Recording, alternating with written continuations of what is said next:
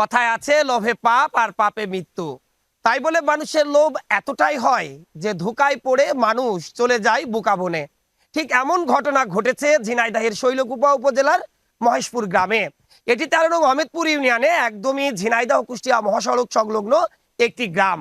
এই গ্রামে গত 1 মাস আগে একজন বয়স্ক মহিলা, যার প্রতারণার ফাঁদে পড়ে এই গ্রামের প্রায় 1.5 শতাধিক নারী নিঃস্ব হয়েছেন।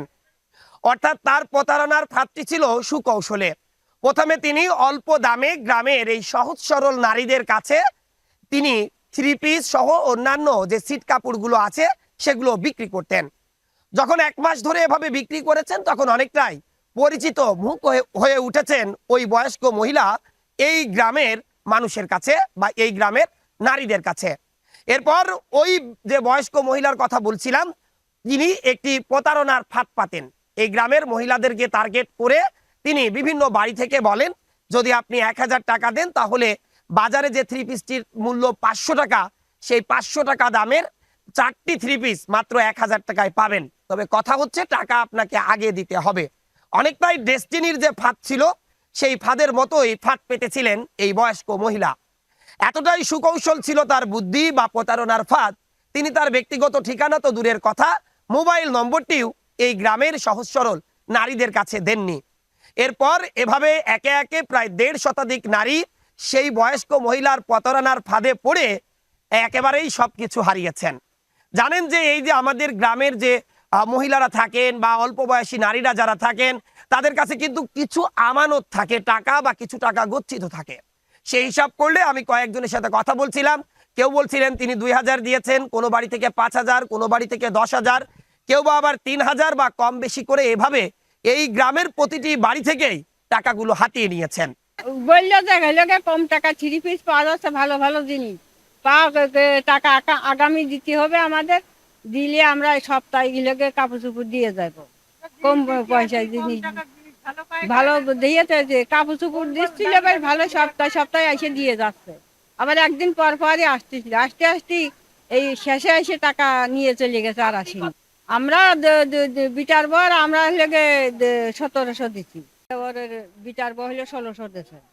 বহুত মানসিক এনেছে। স্ক্রিনে যে ছবিটি আপনারা দেখছেন এই সেই প্রতারক। ধারণা করা হচ্ছে কুষ্টিয়া জেলার মধ্যে যে কোনো একটি স্থানে তার বাড়ি হবে।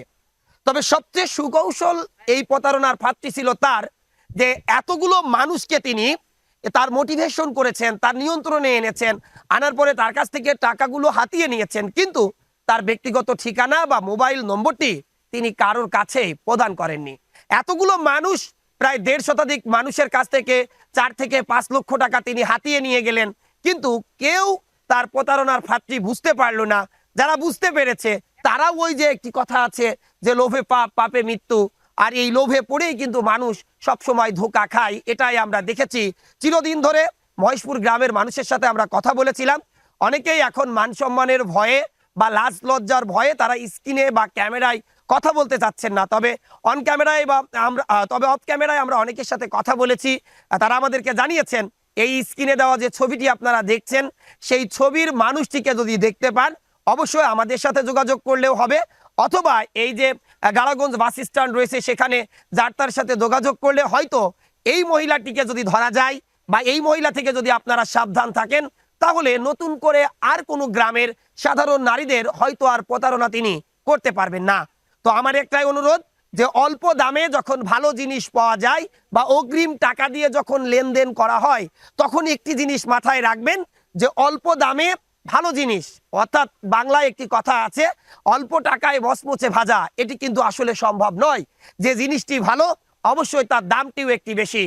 একটি অপরাধ বিজ্ঞানে একটি কথা প্রচলিত আছে, যেখানে সস্তায় কোনো জিনিস দেওয়া হয় তার অবস্থা কিন্তু 3 অবস্থায় হয় এবং সেখানেই প্রতারণা লুকিয়ে থাকে।